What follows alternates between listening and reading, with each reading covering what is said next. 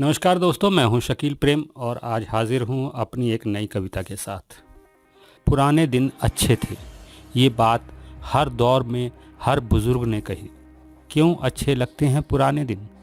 समय परिवर्तन के पहिए पर चलता है और पीछे छोड़ जाता है परिवर्तन के अमिट चिन्ह। इन अमिट चिन्हों में हम तलाशते हैं बचपन को, पूर्वजों को, लोगों को, अपनों को, जो इन्हीं अमिट चिन्हों में कहीं मिट चुके होते हैं। वर्तमान को हम जी रहे होते हैं, लेकिन इस वर्तमान में हमारा बचपन, हमारे पूर्वज, खोए हुए हमारे लोग और बिसर चुके हमारे अपने नहीं होते।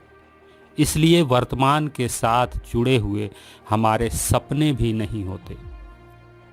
वर्तमान मरता है तो भूत बन जाता है, वर्तमान मरता है तो भूत बन जाता है, और जब वर्तमान जीवित होता है तो यह भविष्य के पहिए की उड़ती धूल होता है। जब वर्तमान की ये धूल छटती है तो पीछे अमिट चिन्ह छोड़ जाती है। इन अमिट चिन्हों में हम खोजते हैं अपनी पहचान, खोए हुए इंसान, बिसरी हुई मुस्कान, उधड़ी सड़कें और जर्जर मकान, सब इन्हीं अमिट चिन्हों में कहीं खोए होते हैं। इसलिए शायद पुराने दिन अच्छे लगते हैं। मनुष्य समय के परिवर्तनशील पहिए के नीचे दबकर भूत नहीं बनना चाहता। वह समय के अमिट चिन्हों में स्वयं के चिन्ह देखना नहीं चाहता।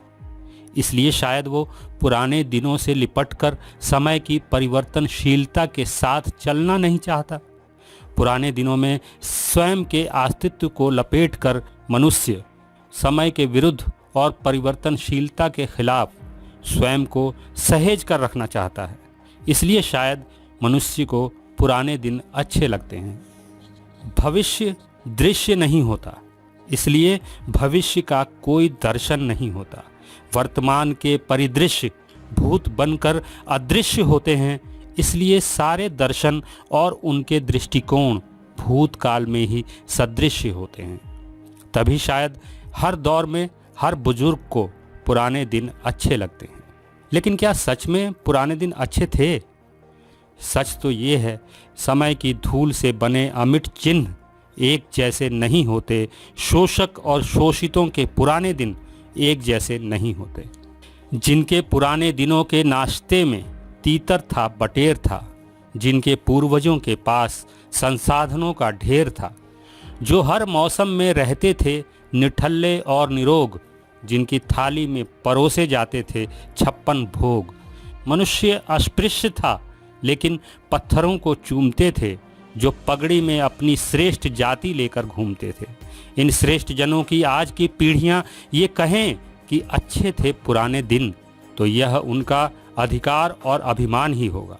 लेकिन जिनके पूर्वजों की उम्रें खप गईं जी हुजूरी में, जो मरकर भूत बन गए बंधुआ मजूरी में, क्या इन भूतों के वंशजों के लिए भी अच्छे थे पुराने दिन? जो सुबह की रोजी के लिए दर दर भटकते थे, जो शाम की रोटी के लिए दिन भर खटते थे, क्या इन भूखे पेट वालों की संतानें भूल गईं वो पुराने अच्छे दिन? किसी की नानी दादी डायन बता दी गई, बीच चौराहे पर जिंदा जला दी गई। क्या इन डायनों की औलादों को भी अच्छे लगते हैं पुराने दिन? जिनके जिस्म से चमड़े उतार दिए गए, जो मंदिर की चौखटों पर मार दिए गए, क्या इन उधड़ी लाशों की आज की संतानें कहेंगी कि अच्छे थे पुराने दिन? चिता पर जलने को जो नारियां लाचार हुईं, मजहब के नाम पर जो औरतें संसार हुईं, इन अभागी औरतों की आज की पीढ़ियां किस मुंह से कहती हैं कि अच्छे थे पुराने दिन? घृणा की आग में बस्तियां राख हुईं, इन बस्तियों में जलकर जिंदगियां खाक हुई। इन खाक हुए कंकालों की आज की नस्लें यदि कहती हैं कि अच्छे थे पुराने दिन, तो समझिए उनके चिरागों में लौ नहीं राख है, और उनके दिमागों में बुद्धि नहीं खाक है। शोषितों सुनो और स्वीकार करो कि पुराने दिन अच्छे नहीं थे। पुराने दिन अच्छे नहीं थे क्योंकि तुम्हारे पूर्वज शिक्षा से वंचित थे, जागरूकता की कमी थी और तर्कशीलता से कोसों दूर थे। शोषितों सुनो, पुराने दिन अच्छे नहीं थे, लेकिन तुम अपना भविष्य अच्छा जरूर बना सकते हो। शिक्षा से, जागरूकता से, तर्कशीलता से। फिर भविष्य की तुम्हारी पीढ़ियां अधिकार और अभिमान से कह सकेंगी, पुराने दिन अच्छे थे, पुराने दिन अच्छे थे। अगर आप मेरे विचारों से सहमति रखते हैं तो मुझे इस नंबर पर आर्थिक सहयोग भेज सकते हैं। मुझे आपके सपोर्ट की ज़रूरत है। इंसानियत जिंदाबाद।